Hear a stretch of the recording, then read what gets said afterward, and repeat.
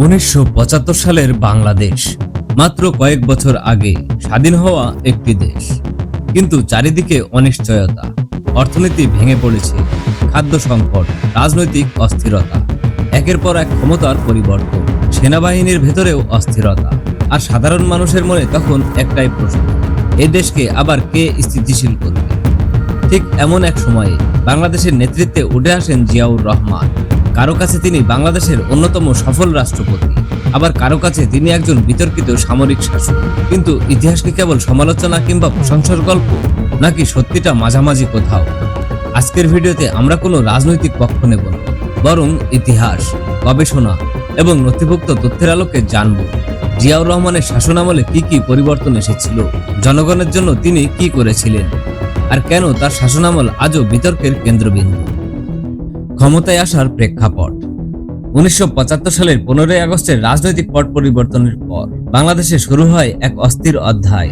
খুব অল্প সময়ের মধ্যে একাধিকবার ক্ষমতার পরিবর্তন ঘটে, সেনাবাহিনীর ভেতরেও দেখা যায় বিভক্তি, দেশের প্রশাসন ও অর্থনীতি কার্যত অনিশ্চয়তার মধ্যে পড়ে যায়। এই পরিস্থিতিতে ধীরে ধীরে দেশের নেতৃত্বে আসেন জিয়াউর রহমান।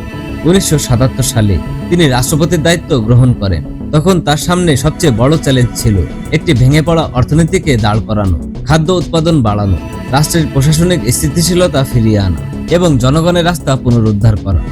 19 দফা কর্মসূচি। ক্ষমতায় এসে জিয়াউর রহমান একটি প্রশ্ন তুলেছিলেন: বাংলাদেশ কি চিরদিন বিদেশিদের সাহায্যের উপর নির্ভর করবে, নাকি নিজের শক্তিতে এগিয়ে যাবে? এই চিন্তা থেকে তিনি ঘোষণা করেন তার 19 দফা কর্মসূচি। এই কর্মসূচির মূল লক্ষ্য ছিল কৃষি উন্নয়ন, খাদ্যে স্বয়ংসম্পূর্ণতা, গ্রামীণ অর্থনীতি শক্তিশালী করা, স্থানীয় সরকারকে কার্যকর করা, নারীর অংশগ্রহণ বৃদ্ধি, দুর্নীতি কমানো এবং বেসরকারি খাতকে উৎসাহ দেওয়া। অনেক গবেষকদের মতে এই কর্মসূচি ছিল তার উন্নয়নের দর্শনের ভিত্তি। কৃষি ও খাদ্য উৎপাদন: জিয়াউর রহমান বিশ্বাস করতেন বাংলাদেশের উন্নয়নের চাবিকাঠি লুকিয়ে আছে গ্রামের মানুষের হাতে। তাই কৃষিকে সর্বোচ্চ গুরুত্ব দেওয়া হয়। খাল পুনঃখনন, সেচ ব্যবস্থা সম্প্রসারণ, উন্নত বীজের ব্যবহার, কৃষকের বিভিন্ন সহায়তা এবং উৎপাদন বৃদ্ধির জন্য নানামুখী উদ্যোগ নেওয়া।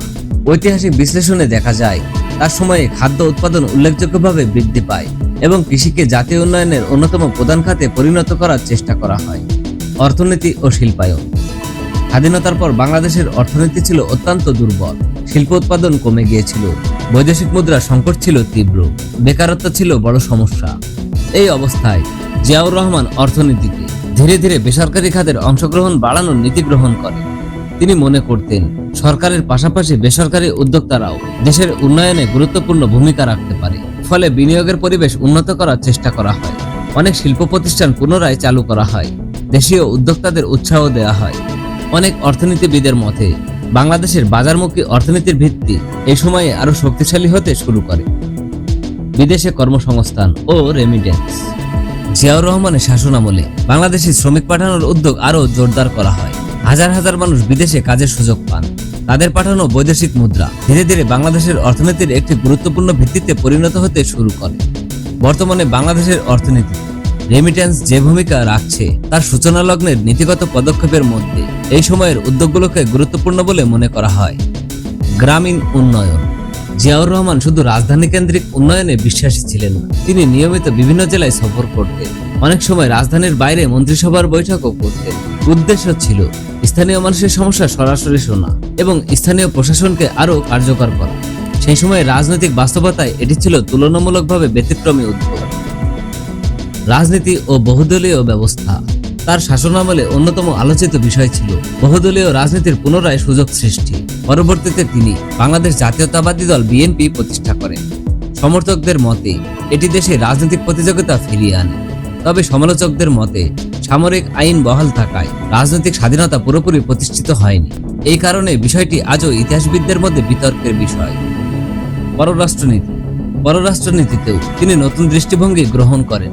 চীন, সৌদি আরব, যুক্তরাষ্ট্র এবং মুসলিম বিশ্বের সঙ্গে বাংলাদেশের সম্পর্ক আরও জোরদার করার উদ্যোগ নেওয়া হয়। এছাড়াও দক্ষিণ এশিয়ার দেশগুলোর মধ্যে আঞ্চলিক সহযোগিতার ধারণা সামনে আনেন।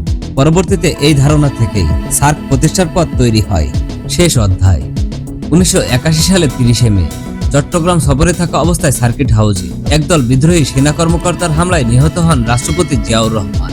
তার মৃত্যু বাংলাদেশের রাজনীতিতে একটি নতুন অধ্যায়ের সূচনা করে। আজও তার হত্যাকাণ্ডের পেছনের উদ্দেশ্য নিয়ে বিভিন্ন বিশ্লেষণ ও মতামত রয়েছে।